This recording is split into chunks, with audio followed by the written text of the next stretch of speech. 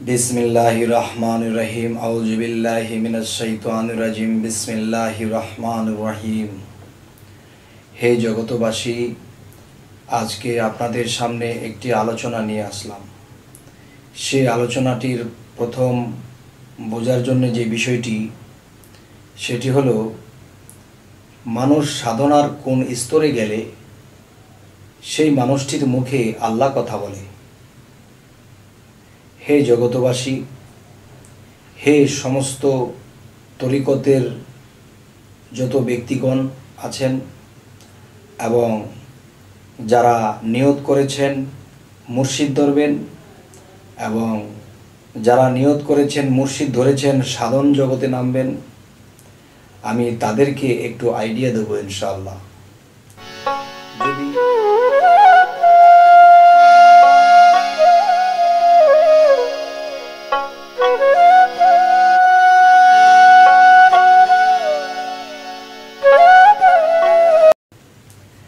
যদি আমার এই আলোচনাগুলো কারো ভালো লাগে এবং এই কথাগুলো মেনে কেউ যদি উপর স্তরে উঠতে পারেন, তখন আমার জীবনটা ধন্য হবে। কারণ আল্লাহ বলেছে মানুষ বেঁচে থাকে কিসের মধ্যে?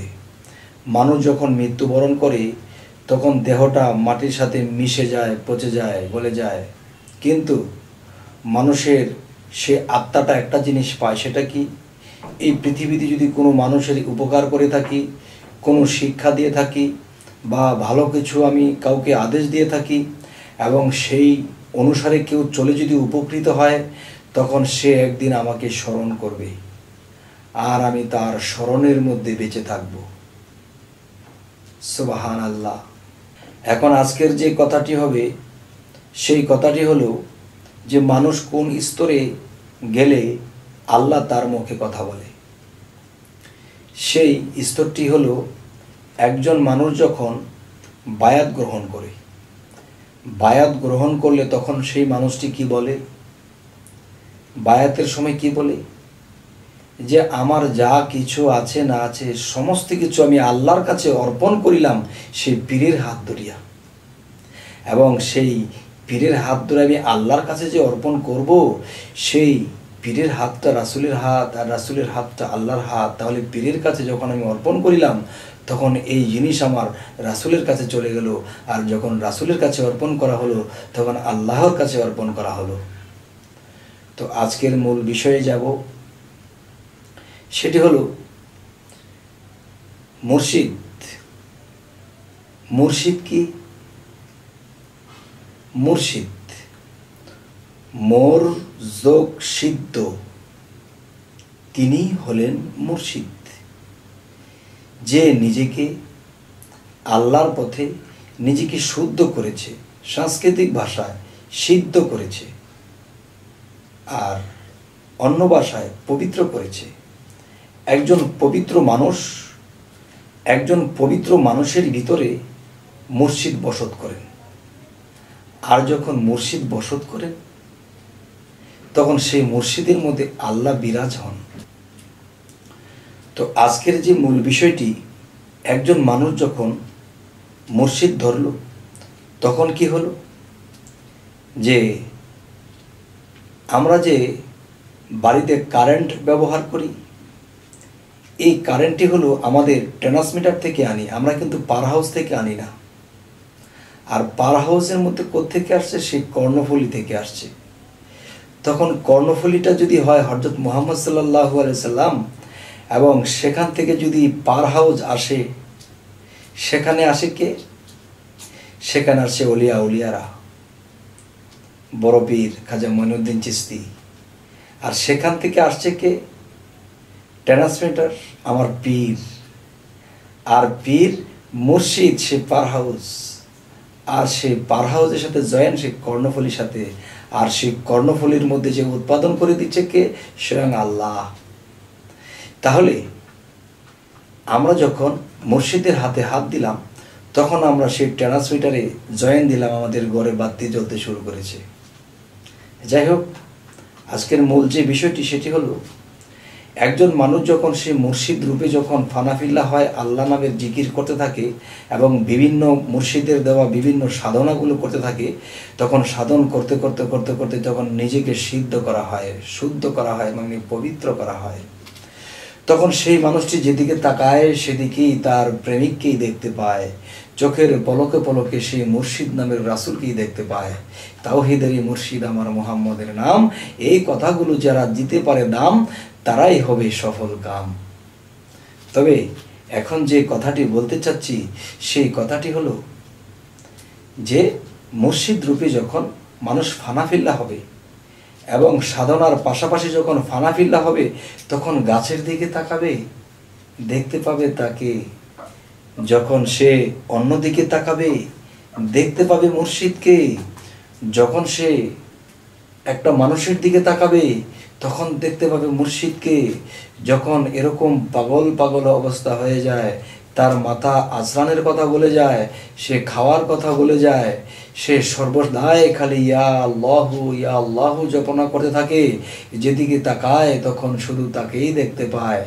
দেখতে দেখতে দেখতে দেখতে মানুষটা এমন অবস্থা হয়ে যায়, ওই অবস্থায় যদি কেউ কোনো মানুষকে কিছু বলে দেয়, তখন সেটা ঘটে যায়। এবং সেই অবস্থা যদি কাউকে বলে দেয়, যাও তোমার বাবা মরবে না, তোমার বাবা বেঁচে আছে, মেডিকেল নিয়েছো, বেঁচে আছে। এবং দেখা যায় একজন ব্যক্তি এসে বলে যাচ্ছে যে বাবারে আমি তো এই বিপদগ্রস্ত, যাও তোমার বিপদ আর আসবে না, সেটা চলে গেছে। কিন্তু যা বলে দিচ্ছে তাই হচ্ছে। তার যখন সে খেয়াল ফিরে আসছে, তখন দেখা যায় তাকে যখন জিজ্ঞাসা করেছিল, আপনি বলেছিলেন আমার বাবা সুস্থ হয়ে যাবে, সে তো সুস্থ হয়ে গেছে, তখন বলতেছে কই বাবা, আমি কখন বললাম। আবার আরেকটা সময় আসে যে আপনি বলেছিলেন আমার এমন একটা বিপদ চেপে আসছে, আপনি বলছেন যাও বিপদ নেই, বিপদ কেটে গেছে। তখন আমি গিয়ে দেখি এই মর্মান্তিক এক বিপদ আমার উপরে এসেছিল, সেই বিপদটাও কেটে গেল। তখন আমি আপনাকে যখন জিজ্ঞাসা করেছি, আপনি তো বলেছেন যে তোমার বিপদ কেটে যাবে, তখন আপনাকে জিজ্ঞাসা করার পরে আপনি বললেন বাবা আমি কখন বললাম। তাহলে বোঝা গেল একটা মানুষ যখন আল্লাহ নামের ফানাফিল্লা হয়ে যায়, ফানাফিল্লার কয়েকটা স্তর আছে। একটা ফানাফি শেখ, পীর সুরতে ফানা হয়ে যায়। ফানাফি রাসূল রূপে ফানা হয়ে যায়। ফানাফি আল্লাহর রূপে ফানাফিল্লা হয়ে যায়। তখন সে আল্লাহ কি আর সেই সাত আসমানের উপরে বসে থাকে গো? তখন সে আল্লাহ এই বান্দার ফানাফিল্লার ঢেউয়ের তালে তখন তার চোখের সামনে ভেসে ওঠে, কখনো তার সামনে ভেসে ওঠে, কখনো তার মধ্যে মিশে যায়, কখনো তার সামনে ভেসে ওঠে, কখনো নিজের মধ্যে মিশে যায়। তবে এই কথাগুলো তিনি মূল্যায়ন করবেন বেশিরভাগ, যিনি এই দেশটিতে ভ্রমণ করেছেন, এই দেশটির মধ্যে গিয়েছিলেন, তিনি আমার এই কথাগুলো মূল্যায়ন করবেন। তবে হে বাবারা, হে ভক্তগণেরা, হে আশেকগণেরা, আমি সকলকে আমি অনুরোধ করে বলে যাই, যদি কেউ এরকম ফানাফিল্লার দেশে যেতে পারেন, অবশ্যই এই দৃশ্যগুলো দেখবেন এবং এটা ঘটে যাবে। তখন কি হলো, এই দেহটা কখনো নষ্ট হবে না। এই দেহটাকে আল্লাহ সযতনে রাখার ব্যবস্থা করবেন। কেন? এই দেহের ভিতরে আল্লাহ বিরাজমান হয়েছিলেন, এই দেহের ভিতরে আল্লাহ বসে এই মুখ দিয়ে আল্লাহ কথা বলেছিলেন। তখন এর দেহটাকে আল্লাহ নিজে সমস্ত ভক্ত আশিক দিয়ে হেফাজত করবে, এমন এক জায়গায় হেফাজত করবে যে পৃথিবীর সমস্ত মানুষ তাকে ভক্তি করবে, তাকে সালাম দেবে। এই ব্যক্তিকে উসিলা করে আল্লাহর কাছে কিছু চাবে আর সেই ব্যক্তিটি তা পাবে। আর এগুলাই দেখা যায় এই পৃথিবীতে সমস্ত অলিয়া উলিয়াদের মাজারে যখন আবদার করা হয়, তখন এই অলির উসিলায় আল্লাহ কবুল করে থাকে। হে জগতবাসী, শর্ট করে কথা বললাম, বেশি লম্বা করলে হয়তো আপনারা একটু বিরক্তি বোধ করতে পারেন, এত লম্বা ভিডিও, তাই ছোট করেই বললাম। তবে আপনাদের কাছে আমার অনুরোধ রইল যে মুর্শিদ যে ধরবেন এবং যে ধরেছেন, মুর্শিদের কাছে সাধনাগুলো নেবেন এবং সেগুলো টাইম টু টাইম করবেন। দুনিয়ার কাজের পাশাপাশি যখনই অবসর পাও তখনই সাধনা করো, এই কথাটা কোথায় বলেছে আল্লাহ কোরআনে? আল্লাহ এই কথাটি বলেছে সূরা সাফফাত এবং সূরা ইনসিরার মধ্যে, যে তোমরা যখনই অবসর পাও সাধনা করো। এই সাধনাগুলো করার কথা। আল্লাহ এই কথা কেন বললেন? যখনই অবসর পাও তখনই সাধনা করো।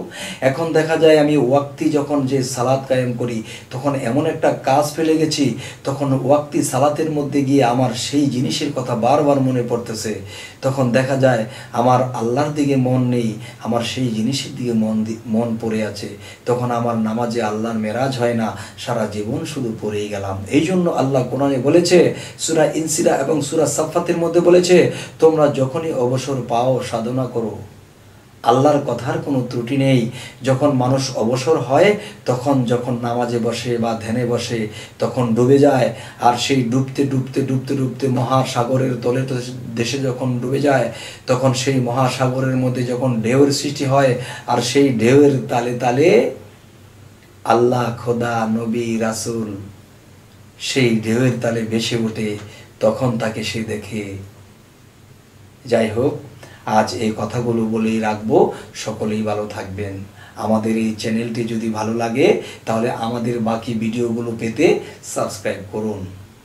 তবে আপনাদের সাথেই আমি থেকে যাব, আমাকে যখন খুশি তখনই আপনারা পাবেন ইনশাল্লাহ। তো আজ এ বলেই রাখছি, সকলেই ভালো থাকবেন। আল্লাহ হাফিজ।